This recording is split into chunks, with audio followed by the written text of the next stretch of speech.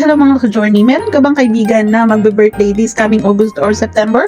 Panoorin nyo tong video na to at magkakaroon kayo ng idea kung paano nyo pagagandahin ng konti yung bibigay nyo sa kanyang present or simple decoration para sa kanyang birthday. At dahil nga nagplano ang mga beaches na isurprise si Direk Waki Ramos, eto, kailangan nating magpuyat or maghanap ng paraan para magkaroon ng at least man lang kahit papano is magandang presentation para sa birthday niya. Akala ko dun kami sa parking lot kaso nagkaroon ng mga hassle sa schedule. So gawa na lang kami ng mini decoration para kahit saan mabitbit namin kung saan man siya naroroon.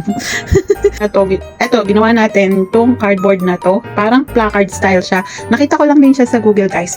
So kailangan lang natin dito is tape, karton lang to eh. Karton tapos lubed. Yun, nagulo na. Tapos lubed, yun. And then, of course, ang tape. Double-sided tape. Minsan, hindi naman talaga kailangan na as in talagang lahat bibilin natin para sa magkaroon tayo ng magandang regalo or magkaroon tayo ng magandang presentation. Mostly, mas maganda yung sariling gawa natin. Kumbaga, uso na ngayon yung mga DIY, ganon.